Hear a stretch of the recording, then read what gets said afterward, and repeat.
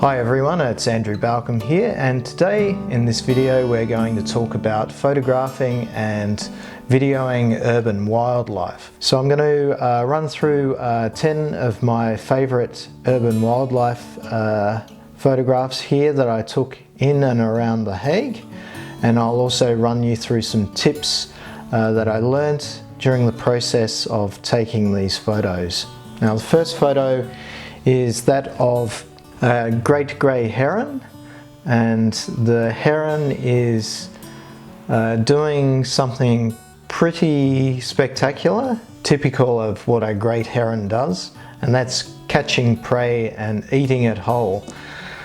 So on this occasion I went to a place outside The Hague called Marlow, and that's very close to the King's Palace. And the landscape there is a mixture of forest, farming paddocks, and it's interlaced with canals. So it also brings a lot of bird life that are attracted to the water there. And the reason I was there was actually to photograph a kingfisher that I'd noticed one time before. And I also noticed that there were red squirrels there and woodpeckers and also European storks. It's all these species there, so I got up one morning quite early. I walked to the end of a canal where I thought a kingfisher would land on a branch overlooking the canal and the fish below. So I set up there, and after about 10 minutes I heard this big splash, which didn't sound like a kingfisher hitting the water. It sounded like a brick hitting the water. And when the water settled, I saw this great grey heron with this poor mallard duckling in its mouth, or big beak. And it was quite a shocking sight because the mallard duckling wasn't small at all. It was probably 3/4 grown, and I couldn't quite believe the sight that I saw. And at one stage I thought, geez, can I actually intervene and save the poor, cute, fluffy little animal from the more ugly animal? And of course, you shouldn't really intervene in nature. And in this occasion I didn't, probably because they were too far away, and the heron would have just flown off with the duckling anyway, and it wouldn't have benefited anything or anyone. But even so, nature doesn't play favourites, and in nature there is no mercy. If you spend enough time observing wild animals, you'll know there's no heroes, and the weakest often die and the strongest often survive, or even the luckiest. With wildlife, where you find many species or several other species, you'll often find another species that you didn't intend to target. So that was the case this time. I didn't expect this scene to pop up in front of me because I was looking to capture the image of a kingfisher. So always be prepared for the unexpected. Now my next urban wildlife photo is of an urban fox at the Hoek van Holland. And Hoek van Holland is about 20 minutes south of The Hague, and it's known for its ferry terminal that goes between Holland and England and back. It's also the entrance to where ships go into Rotterdam harbour. The reason I was there was to photograph the shipping traffic, and I just walked out on this long pier that extends out into the North Sea for about 1 kilometre. And on my way back I was walking past a chip shop. A group of people were kind of laughing and joking. So I turned around to see what all the fuss was about, and I noticed in this little kind of seated area on the grassy patch there was a red fox eating things off the ground near the people. At the time I had my 70-200 long lens on, so I immediately started taking photos. I got down low and took some close-up shots of the fox. And I noticed that it wasn't being frightened off by all of these people. It was a young, naive fox, and it hadn't learnt not to trust people yet. Big mistake. So I had time to switch lenses to my medium zoom, and I took some wider angle photos of the fox in its environment. And that included some shots of the people sitting on the benches just watching this fox doing its thing, and also a shot of a lady eating an ice cream and just watching this fox like 1.5 meters away from her. And that to me was a really special photography moment, just to capture something so unique in broad daylight, people everywhere, and this thing's just behaving like an urban dog or a pet dog. Number 3 is not exactly a wildlife image, but it's kind of related. It's that of Highland cattle, a mother and her calf, and these were in the dunes between the North Sea and the Hague. And the reason they're there is because they kind of trim the vegetation of the dunes and make it more habitable for insects and native flowers, and also bird life and mammals that come to the dunes. So I got a fairly close-up shot of the mother with the calf in the background, and I just like the composition.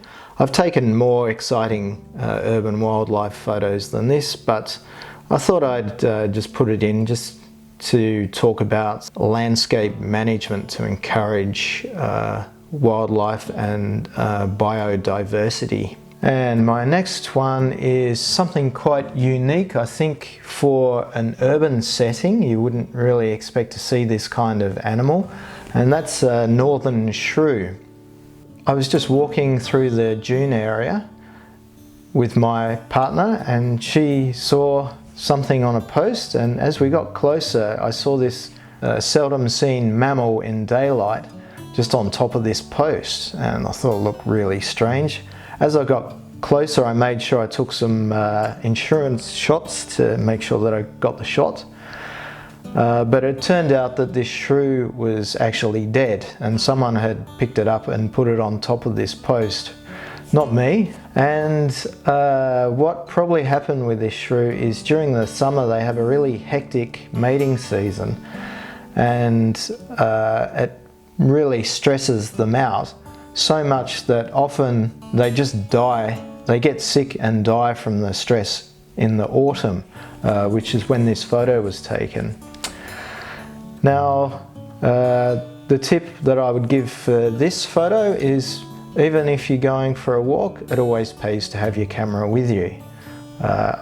Having said that, I could have taken the same shot with a mobile phone, but I wouldn't have gotten the blown out background probably, unless it was one of the newer iPhones, which I don't have. So yeah, always have your camera with you. And my next shot is mute swans of the desert. And it's a bit of a play on words because, of course, we don't have a real desert in the Netherlands. And the sand dune behind the 3 mute swans feeding in this salt or brackish water lake is part of what is known as the sand motor. And that is an artificial dune on the coast near The Hague, and that was designed to prevent beach erosion due to the higher sea levels. So they spent almost a year, I think, pumping sand from deeper parts of the North Sea onto the coast, and it produced this protective layer that prevented autumn storms and winter storms from eroding the coastline.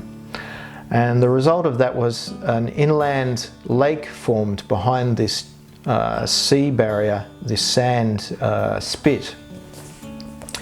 And I just like this photo because the swans aren't completely visible, they're feeding off the bottom, and it kind of gives a simple and a minimalistic feel. And my tip for taking photos like this is to always be aware of the changing landscape around you and how that can affect the habits of wildlife. Right, next one is harbour porpoise washed up on the beach. In the Netherlands they're called brown fish. And one morning I was just taking a walk, getting some exercise on the beach, and I thought there was this like log washed up on the beach, and it looked different, like it didn't belong there. And as I got closer, I smelt that it wasn't a log, obviously, it was a dead mammal. And the closer I got, I saw, you know, this poor porpoise was in pretty bad shape, which seemed really unusual. And I noticed a bird watcher with his long lens on the beach, and I went to talk to him about it, and he said that he thought that the fins had been sliced off to make it easier for fishermen to roll the porpoise out of their net. And I do notice off the coast of The Hague there are quite a lot of fishing boats, so it looks like this porpoise was an unfortunate victim, possibly to bycatch.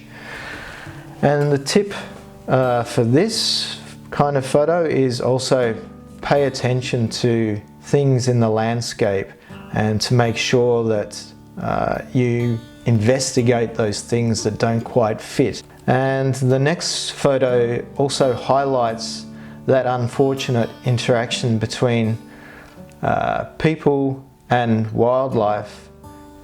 And this is a full-grown hedgehog lying dead on the road. This is 5 minutes outside my front door on my street. And I just got up early one day to walk in the woods to get some exercise and also take some photos of some birds. And when I came back, I saw this really large, plump hedgehog just lying in the middle of the road. And often the hedgehogs will walk over the road, they'll get dazzled by the lights of cars, freeze, and the car will just roll over them. Often the people driving won't even notice that they've hit the animal. So on to a more happier note. This is a photo of a marsh harrier flying past the front of a well-known building in The Hague, and that's called the Strijkijzer. In October, the Great Migration starts in this part of Europe, and because we have that dune area corridor, a lot of birds will use the coast as a migration path. And I got up really early one morning and I was taking photos of the Hague skyline, and I noticed this marsh harrier just hunting along the dune area. And I was with some bird spotters at the time, and they said that when birds migrate, they don't just fly straight to the end destination, which could be southern Europe or even North or Middle Africa. Often they will browse on the way, or they will hunt on the way, and that's exactly what this marsh harrier was doing.